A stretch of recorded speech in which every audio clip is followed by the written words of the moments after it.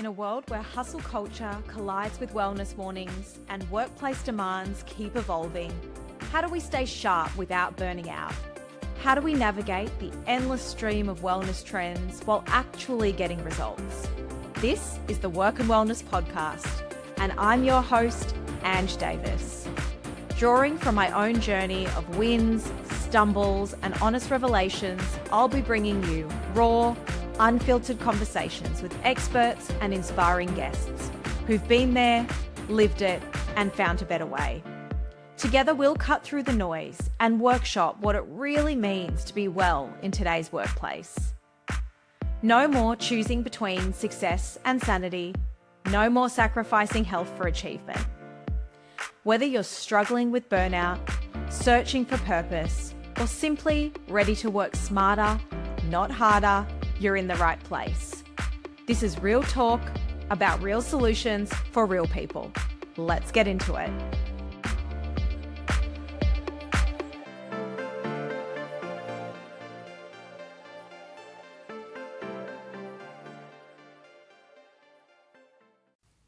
Hello friends, welcome to the show. Today's guest is Georgie Stevenson, an entrepreneur, investor, content creator and mum, best known as the co-founder of Naked Harvest and founder of the Rise and Conquer brand. With a community of more than 400,000 people, yes, you heard correctly, Georgie's built a loyal following, openly sharing the realities of business ownership, motherhood, health, wellness and personal growth. A qualified life coach and host of the popular Rise and Conquer podcast, she's passionate about helping women step into their potential and create lives aligned with their goals, values, and vision. Welcome to the show, Georgie. Thank you so much, Ange. Excited to be here and to chat to you and your community. I am so excited to chat to you. I have followed you since your law graduate days. So right back at the beginning. But I do really want to touch on sort of your growth and your business journey. I think people often see the finished product when they see social media, but not the years of uncertainty that come behind it. What did the early days of building your business, particularly Naked Harvest, actually look and feel like for you? Such a good question. Well, even though I did share the whole entire journey, I think something that maybe people didn't see is how much doubt I actually had at the start of my journey. And I am very fortunate that I started Naked Harvest with my brother Cooper. He's the co-founder too. So it was nice to kind of like have someone that we could both have each other's back and both kind of pump each other up, because the start, it is super daunting and you don't have any evidence that it's going to work out or do well. Obviously, if we all had crystal balls and we could tell the future, it would be really easy to, go gang-ho and just, really bring the energy and bring everything you want to your dreams, but you don't have that. And I think a lot of people would be surprised with how much doubt I had and how scared I was and how much of a challenge it was to honestly pep myself up to move forward with it. And so, I feel like at the start, it's just a huge self-belief journey and a belief in your visions, your vision and your goals that maybe a lot of people don't put enough emphasis of what's needed. I'd love to know in those times when you felt unsure or, you hadn't developed, like you said, those proof points that it was going to work yet. What are some of the things that you did or you and Cooper did to help keep going when it felt really bloody tough? And I'm sure there were times when you thought, I just want to give this up. It's too hard. Yeah, of course. Well, I think, reminding myself, because they're especially designing a product and a physical product and sourcing packaging and doing design and making sure it's practical and then sourcing manufacturers and sourcing ingredients and everything, there was just a lot of challenges along the way. And I definitely felt that. Like, I was like, oh my God, this is all just too hard. And so I just kept reminding myself of the vision of like, first of all, you're disrupting the natural supplement industry with this. It's so needed. And that's why it's not in the industry. That's why it's harder because of all these challenges. And so reminding myself that, even though it's a challenge, it doesn't mean that you can't do it. And just, I think really having that mentality that, if I'm a huge like visualizer. So it's like, if I can visualize something and I can really feel it, and I often go into meditation and, go to the end of my visions. And I just truly believe that if you can do that and you can see it and if you can feel it, then it is a reality. It's there. And so that's honestly like what helped me of being like, I know there's a way, and just keep going and keep figuring it out. And then reminding myself like the journey is the development of, the character of you. And so like all these hurdles and challenges, they are shaping you for the business owner you need to be for what's coming. Or, you can use this with anything, like the mother, the wife, like anything like that. So for me, it was just like this constant reminder of like, well, if you do want to be, this big business owner, like you got to go through the challenges, you got to learn things, you got to keep moving forward. So I feel like having that mindset really helped. Our minds are so powerful, aren't they? And I really think it's been seen as woo-woo for so long, this mindset work, and science is finally catching up with it, which I think is really, really good to see. And I agree with you. I think that the journey is actually the win. Anything hard won feels so much better than anything easy won. It's why people who like win lottery blow it all within 12 months because they haven't had to go through that journey of that hard won outcome, I think. So 100%. I think it's important. You've built multiple businesses and you've had your personal brand run alongside those businesses. What's the biggest lesson that you have learned in separating your identity and your worth from your work? Because if I reflect back, I worked 16 years in banking and corporate, and so much of who I was that job or that role, and it was really difficult for me to uncouple those. Your personal brand is so interconnected with your businesses. How do you separate yourself and your worth and your identity from work? I honestly probably don't do it enough. But how I kind of see it is, Georgie is the character of this, I guess like if we're going to go deeper, it's like, I truly believe like I'm a piece of sauce. I'm a piece of God. I'm a piece of sauce. And so whenever I'm kind of getting stuck in what people think, or I should do this because it reflects this on the company, or those sorts of things, I remind myself, I'm like, I'm literally God, I'm literally source. I don't actually have to worry about how I'm perceived or my, worth on the business because I'm the infinite. And I guess that comes, from my spiritual beliefs. And so for me, it's just about reminding myself that the businesses and everything that I have on this like physical plane is a beautiful thing I get to play with and have. But like at the end of the day, I'm this soul. I'm this, I'm not a human, I'm a soul. And so I know that sounds interesting, but for me, that's how I remind myself if I am getting too caught up in metrics or how the business is doing, and just reminding myself like I'm having this experience of the business. I'm not the business. I'm having the experience of the business. I'm a human experiencing social media. This isn't my whole thing. So I feel like my spiritual beliefs really help with that.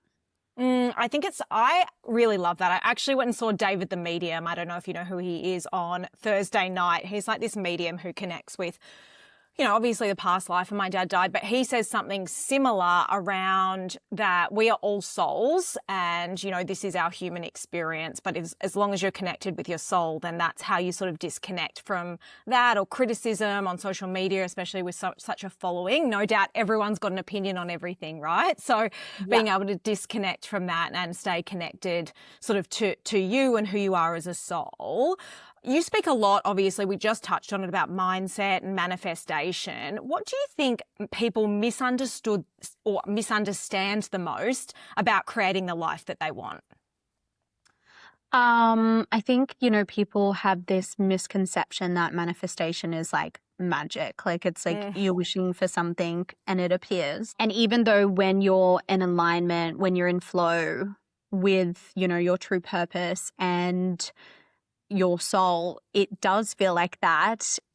What I want people to understand is you're not manifesting what you want, you're manifesting who you are. So you're not manifesting what you see on the vision board, you're manifesting who you are. So what you believe to be true, what you expect, your assumptions, your core beliefs, that's actually what manifests. So I feel like people have it very twisted with, and don't get me wrong, like the vision boards, the journals, all those things are tools. They're great tools. I teach those tools, but understanding at the core of like true manifestation is making the unseen seen.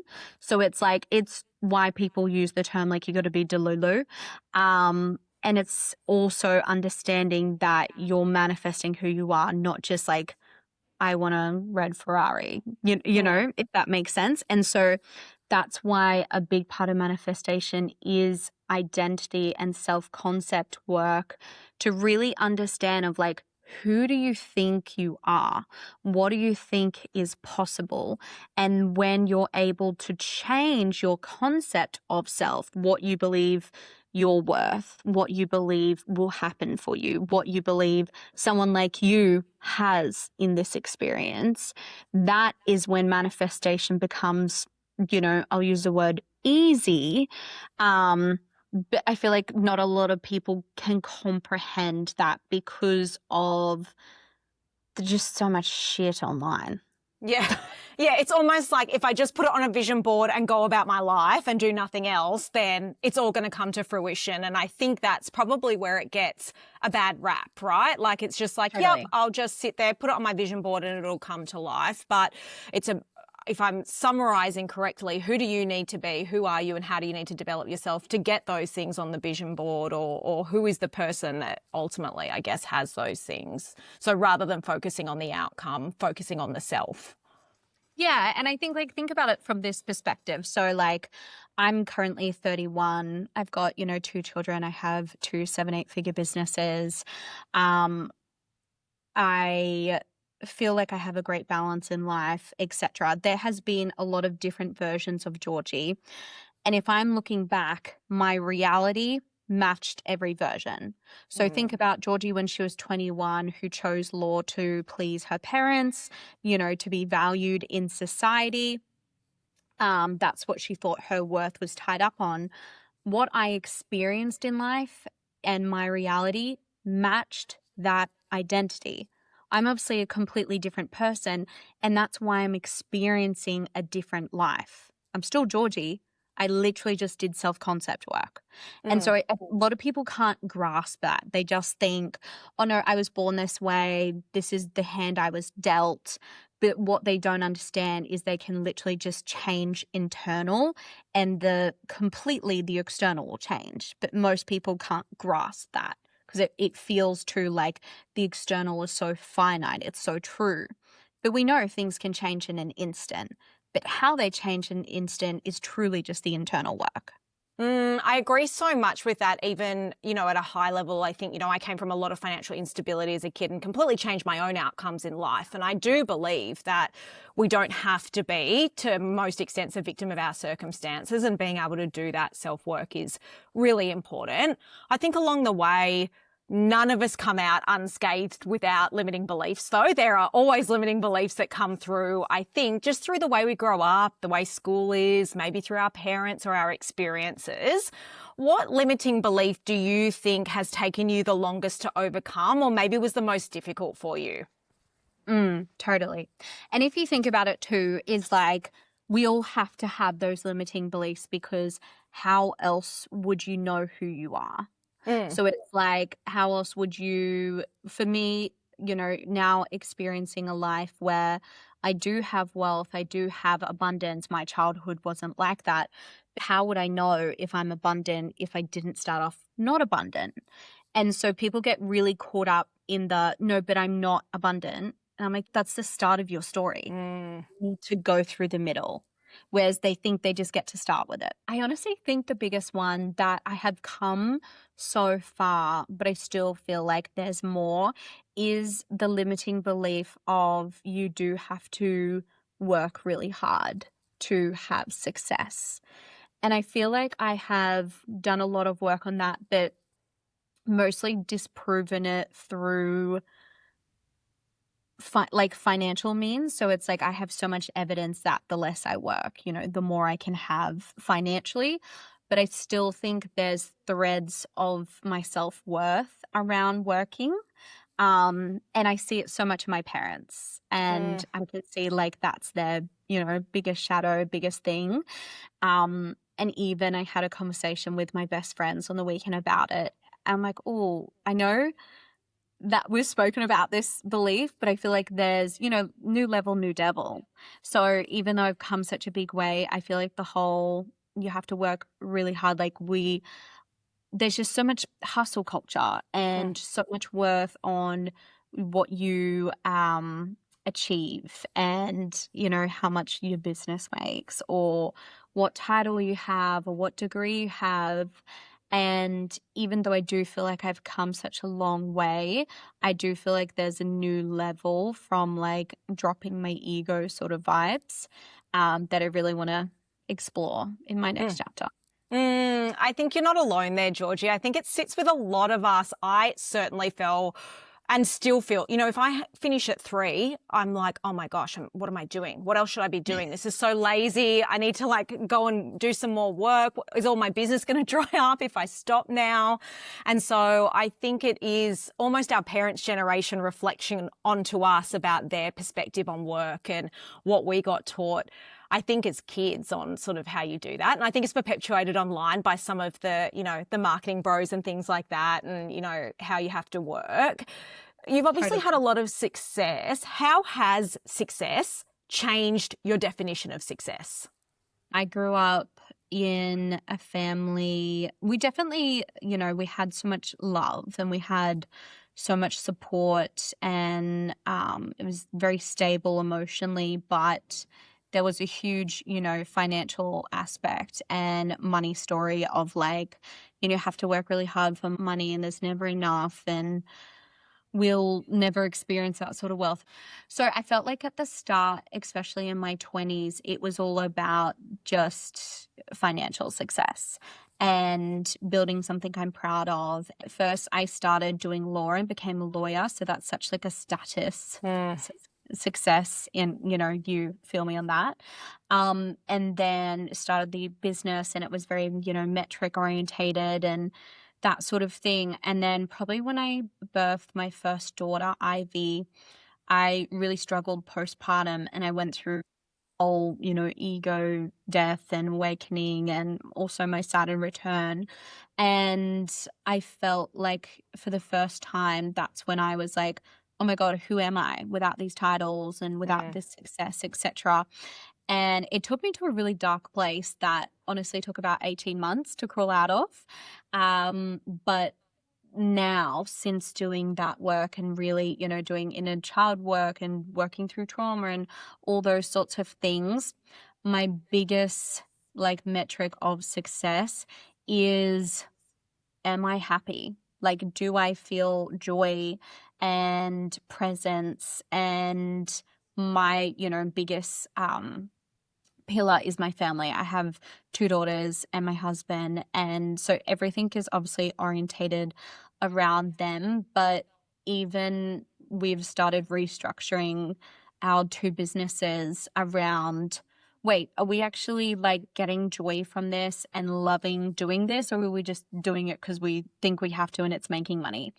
And so I feel like that is such a huge next level that once you have, got to the basics of like, I have enough money for food and water and housing and all those sorts of things, you're able then to explore. And like, what a privileged place to be, to explore the, wait a minute, does this light my soul on fire? And do I feel happy and do I feel calm? And I had to really rewire my whole nervous system because it was just so shot, and it, I had health issues, and it really made me rethink my whole life. And it was honestly like pretty tough, dark time.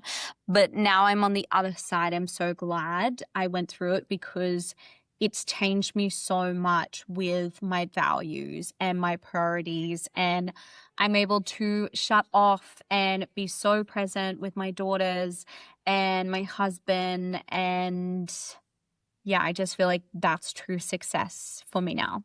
I think, it's incredible that you have also come to that in your early 30s. And I think so many of us, if I reflect, I'm 40, and it took me sort of until even the last year or so to really be like, hold on, what am I doing? Am I enjoying it? And if I'm not, I'm saying no to it. Like, life has changed now. And I think some people never get there.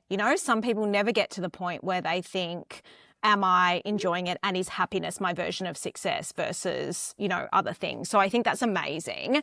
I think the world is obsessed with optimizing everything, with productivity, with how we can do more, how we can be more healthy. What are all the things that we have to do and take? What does well-being actually mean and look like for you in this season of life? My biggest indicator is, first of all, like, do I feel calm in my body? Do I feel confident, in my body, and just an overall like enjoyment? Am I able to move my body for enjoyment? Am I able to eat foods for enjoyment? And obviously having, that overall holistic, health focus. But everything comes from a sense of like, could I do this for the rest of my life? And if I am going to add in a habit, it doesn't come from a place of like, I need to add this in because I'm not doing enough, or I need to look a certain way, or anything like that. But it comes from, is this going to make me feel good? Is this easy to maintain? I'm big into like longevity, and in the future, am I going to be thankful that I did this? So I feel like they're like most of the things I consider. I think that's so important too, because coming from the right place is really important, around our health and longevity, and not doing it to punish ourselves or things like that. Do you have any non-negotiables that you sort of absolutely stick to every day or every week that help you stay really mentally and physically well? Yes.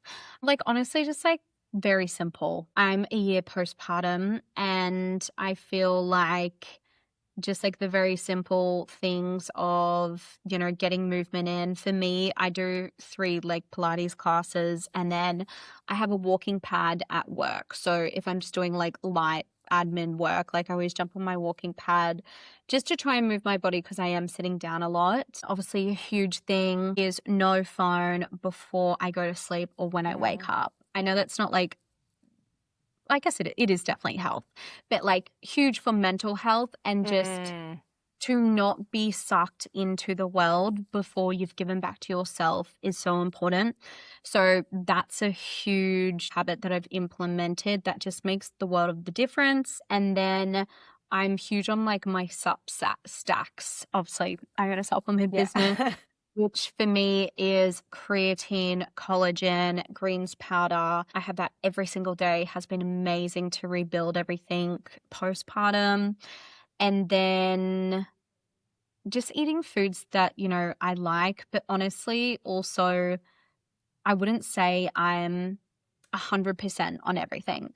I've gone to the extremes with food back in, my early 20s, like most of us have. And so for me, it's just about ease and enjoyment, and obviously making sure I'm macro balancing my food and getting in protein, getting in good fats, getting in carbs. And it's very simple. And then like huge thing is I meditate every single day. That's a really big thing for my health. The simple things are the best. There's no point doing all of this, biohacking stuff if we're not doing the simple stuff. And so I think those are some great examples that you shared. I also, sorry, I did forget, I do a sauna 2 to 3 times a week, and I do a red light every night before bed. And then I'm big on sleep. So I have a product called Moon Milk, and it has magnesium. It's like a little sweet treat. So I have that every single night, and I get a minimum of 8 to 9 hours sleep. That's so good. Recent sleep studies have just come out saying women actually need closer to 9 hours, not the 7 to 8 like the old sleep studies, because women weren't included in sleep studies, which is excellent. So yeah, women need closer to 9 hours. So that's so good. I actually love your Moon Milk before bed, and I take your creatine as well, which I think is phenomenal. Thank you. Yeah, I love it. And because I do a lot of keynote speaking, if I ever have a bad night's sleep before I go, I take 20 grams of creatine in the morning just for that like little bit of extra cognitive focus, and it's phenomenal. Isn't it insane? When I was waking up with Lacey back when she was waking up overnight, I started to go back to work, and yeah, I felt like I could absolutely just continue my day, which just, if you're not taking creatine, you notice such a big difference. Yeah, absolutely. It's phenomenal. You mentioned Lacey, and you were saying you were about a year postpartum. What conversations do you think that we are not having enough of when it comes to motherhood and entrepreneurship? I think giving women room to figure out what it means for them. I feel like there's a lot of pushing onto women what it should look like. And there's kind of two camps, because I feel like not gone are the days, because I know this is still very real for a lot of women, but like very corporate, you go back to work, there's no flexibility, anything like that. Obviously that is just needs to be addressed and spoken about. And, I could talk about that a lot, but I guess more even I can talk to mostly about women and business, because that's my experience. But I feel like even though there is this empowerment movement for women in business, I do feel like there's a huge movement for it to look a certain way. So it's let's empower women in business, but it should look this way, rather than it actually just gets to look whatever way suits the family. So for me, for instance, my husband is a stay-at-home dad. So my experience of motherhood and business is going to look very different if you don't have your partner staying at home with you. And so I would hate for a mum who has got a baby, who does have her own business, who has to work during the baby's naps, to look at my day and think, oh my gosh, I need to get done in the day what Georgie does, because I am not looking after the child during the day. I'm completely at my office. I don't hear them cry. I don't, it's very, very different. And when I do work from home, I notice such a difference in my brain capacity, because I'm thinking about Lacey so much more, even though my partner's there to look after her, and I just want to see her. And, it's so interesting for me. It works better to go to my office and to work, and when I'm at work, I'm at work, and when I'm at home, I'm at home. But I also know that there's a lot of women who have businesses, but they also look after the children. And so I feel like even though we do have a very beautiful, empowering movement with motherhood and business, I do feel like people, I guess, are more leaning towards it should look and be a certain way. And I'm just really against that, and really about you've got to work with your family and your needs and who you are.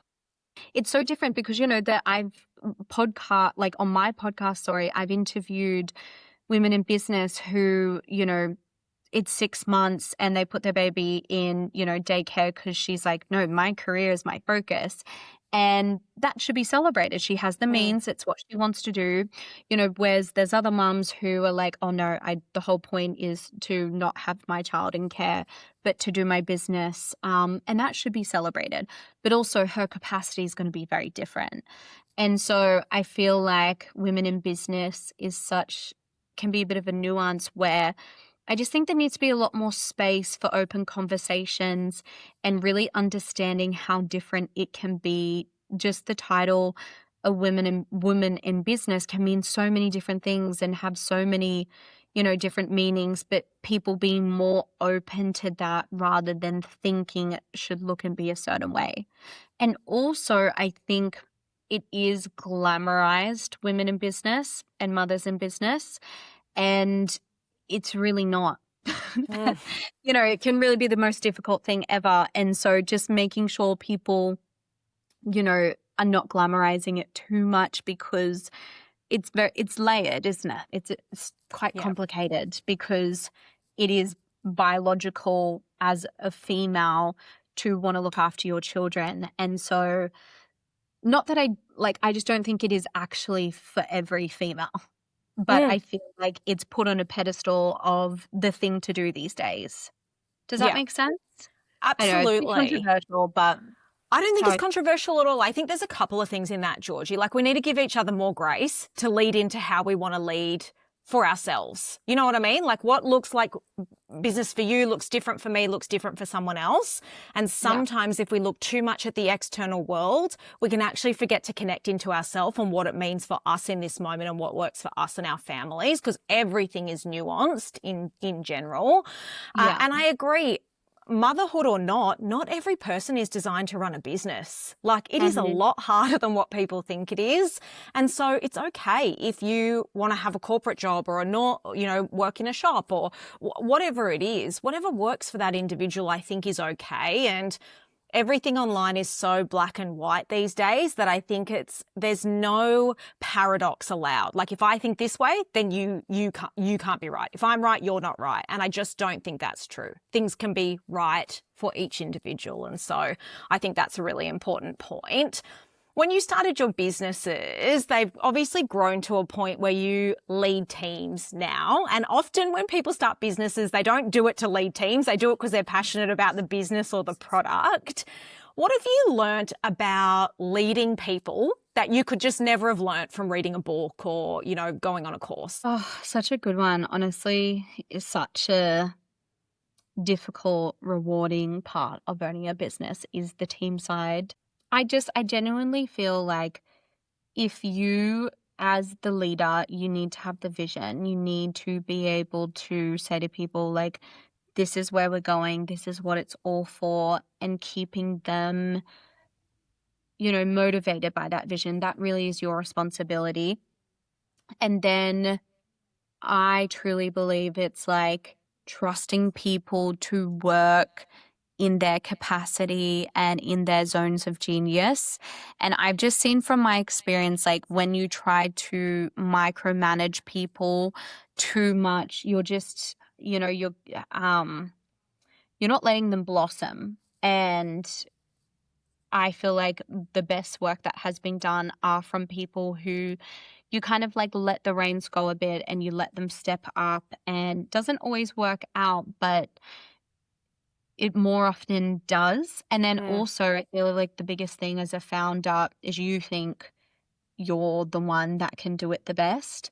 And so it's such an important part of a founder, process to have people who can do it better than you. Because in fact, the only thing you should be like the best at is the vision. And so I feel like, to let people kind of be in their zones of genius and work the way they want. And I feel like that's a huge part in my businesses with my team, is giving them the flexibility of not only, work hours, and they can work from home and those sorts of things just for like liking their life. But if they do things a different way, if they think things a different way, getting people to come to the table with ideas, like really having it like an open conversation just has benefited us so much. And I feel like a lot of founders probably need to like get out of their own way with that, and be open to ideas and people doing things a different way, but, the job's still getting done. Yeah. It's hard, isn't it, when you start a business and, you're the one who's created it. And it's even, when you're leading a team, you always think, well, this is how I've always done it. It's going to be easier if I do it. But just allowing people the freedom to grow, and then it gives you space and capacity to be the visionary, be the creative, and really think differently about how the business moves forward, which is really important. How have you created a culture within your businesses that support high performance, but don't create burnout? So there's that sort of tension between well-being and high performance. How do you approach that? Kind of like what I was saying about like allowing flexibility, allowing people if they need to work from home or work hours, I feel like that's the bare minimum. I think obviously having, KPIs for the business and having those goals and rewarding people when you achieve those goals. And I think just being very open and honest, like I'm big on everyone can see Shopify, everyone fully has an understanding of like our profit and loss. And yeah, I feel like my whole team, they feel like family. We can have those tough conversations, they and outs, and really having people around you that you trust, and that you put a lot of trust in, they put trust in you. And I feel like that's when they do their best work. Trust is the secret sauce of a great culture, and it's can be difficult and a long time to build, and it can be eroded really quickly. And so, continuing that trust is really, really important for team and culture. I'd love to know, obviously, we getting so much new information and new trends come and go, but what's something that you've changed your mind about in the last 5 years? Honestly, so much. Everything. Yeah, I feel like just the biggest thing is probably what I spoke about earlier. I really thought it was about achieving certain things and hitting certain metrics and being perceived a certain way. And then in the last 5 years, like it's just completely changed. Like, for example, you know how it's very known now that you need to have a personal brand. If you want to have a business, you need to have the personal brand to accompany it. And, we're seeing such a rise in founders or just online personalities. And I just think it's interesting because to me, this was so obvious, 5 years ago, but now it's trending. And so my biggest thing I've been thinking about recently, obviously I'm very online, I'm already doing the personal brand thing, but something I've been thinking about recently is like, what's the next thing? Like, how do we be ahead of the curve? And obviously there's so much happening, with AI and that sort of thing. But I feel like that's the biggest pondering thing I have at the moment is like, okay, what's the next thing to be ahead of the curve? And I honestly don't have an answer for you. Give us a scoop so the audience is ahead of the curve. And I'm like, wait, this is like the most unhelpful thing I've said this whole interview. But like, that's what I'm currently thinking about. And that's what your audience, like for whatever industry, whatever's currently happening, it's been and gone. You're kind of too late. And obviously you've got to do the thing. You've got to do the personal brand. You've got to be on social media. But I'm currently thinking, what's the next thing? And that's where, I don't know, your audience could be thinking too. And I think you're so right. It's your personal brand almost guided your ability to grow your businesses so greatly. You know what I mean? Like it was really such an enabler to growing the businesses. And so, you were obviously well ahead of the curve on that side of things. You mentioned earlier how you are, online a lot. How do you protect your own sort of mental health and self and image of self with so much comparison and noise from the outside world? I think because I have been, chronically online for the last 10 years, I have such an inside scoop of how fake it is. Yeah. I love that. So I think I'm quite I know because of having experience in the industry for the last 10 years. And, even from myself, like, how I said before, like, I went through that period of 18 months. It was a really dark place. Like, you absolutely couldn't tell online until I started talking about it after. And so I just know most of online is smoke and mirrors. Not Yeah. in, I think everyone's fake online, but I know how it works. I know the game. And so I just would never allow myself to ever get caught up with comparison online because you're seeing the tip of the iceberg. You never know what's happening underneath. It's like if you see someone in the perfect relationship and you never know. I just remind myself that, like, you never know what's actually happening. And usually from like a, shadow work perspective, someone who's online really talking about something is because that's an area of their life they really have to explore for a certain reason. So like a lot of people will do work in certain areas and it really comes from a trauma, doesn't it? It comes from the challenge, the hurdles, and not everyone has actually fully worked through, their trauma and whatnot. So I also know from, my self-development business how much, like, when people are really high achieving, it's because, their relationship's going to shit. I guess from that point of view, I also understand how it usually works. I'm not saying that's happening everywhere, but I think, yeah, you can never compare yourself to anyone online because you don't understand their current mental world. So yeah, I feel like you can't ever play in that game because you'll always lose if you're Yeah. comparing to someone else. And I think online you do have to come to the acceptance that everyone is playing a character. They, especially if people have had certain content go viral, they then create more of that content and then feed into that identity and then it's looped and then they're like, oh, well, this is my niche.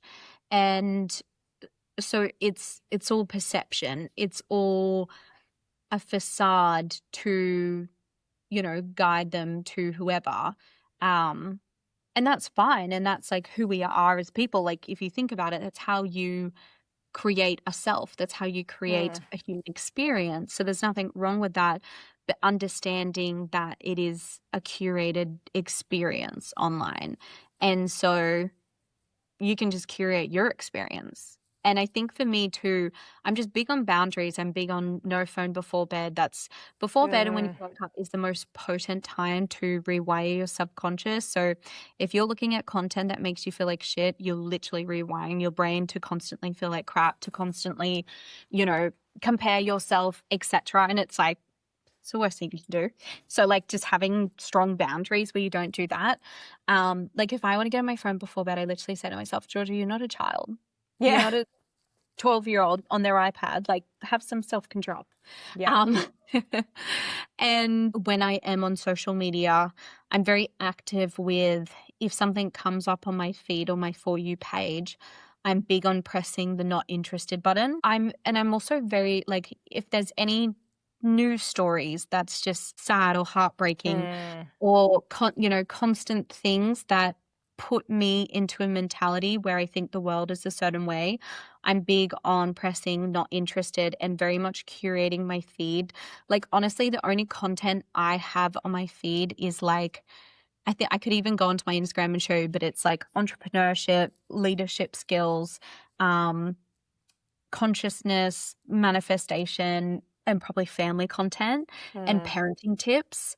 And that's it. And that's the way I've curated it. So that's my experience. I think too, if you're getting things on your feed that like make you feel like shit, you mute the person or you press not interested, and you've got to be actively curating your online experience just like you would with your experience in person. Like if there was a person who kept coming up to you, who made you feel like crap, who belittled you, etc., you'd probably stop hanging out with that person. I would hope so.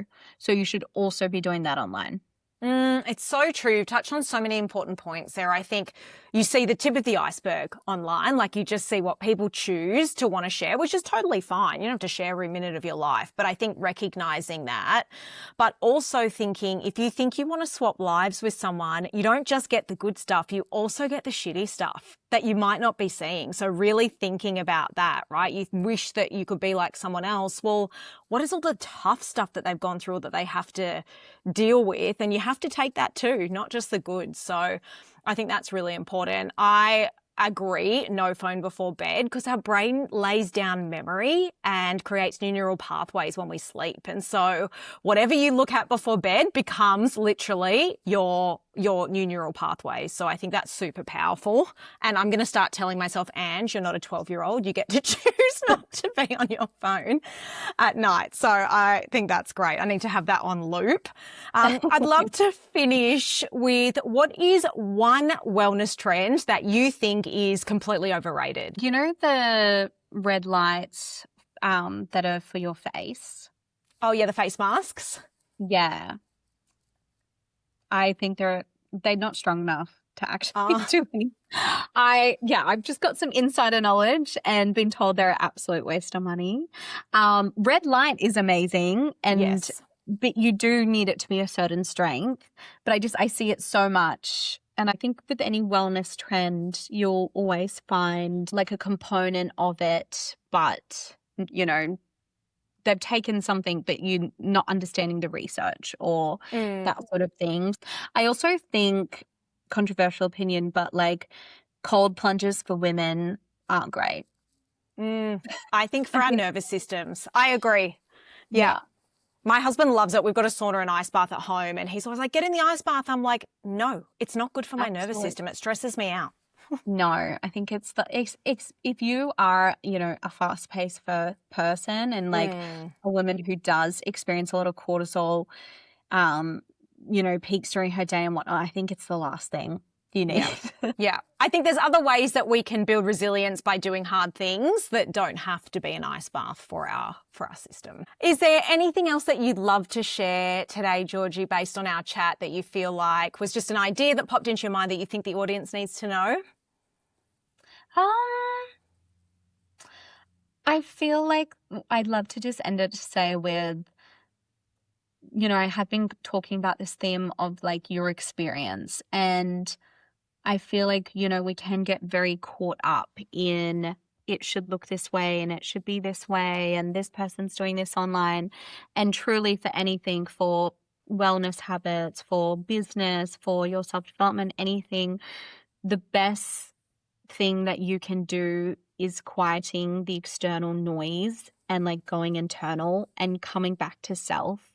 And I know that sounds super like spiritual and woo-woo, but I just think if you're constantly listening to others, if you don't know how to actually understand your intuition and yourself and, you know, be directed, it's very helpful to have people help you. And, you know, it is important to go to experts and those sorts of things. But if you have no self knowledge and you don't know how to lock into yourself at the end of the day, I just think you will end up going in circles. And it doesn't matter if it's your health journey, it doesn't matter if it's business, motherhood, or anything like those. The biggest I finally got what I wanted was when I did come back to self and I reunited with self, and I, you know, really decided that I was my own power. I wasn't going to outsource it to people. It was just super, you know, huge for me in my journey. So I feel like I'd share that. It's such a great sentiment to leave us on, because even though you said it sounds woo-woo, it's actually the first work I do with leaders is getting them to understand themselves better, because they're so used to the external world dictating it, understanding their reactivity, why they react in a certain way, how to calm their nervous system, because that's everyone's individual superpower is their self, not trying to be like anyone else, but connecting in with your true self. And that's how you're different to everyone else. And so I don't think it's woo-woo. I think it's actually where all of us need to come back to be able to offer the world what we uniquely have as individuals. So I think it's a wonderful way to leave us on today, Georgie. Thank you so much for joining. So many good, really practical tips, and I've loved chatting with you. No worries. Thanks so much for having me, Ange.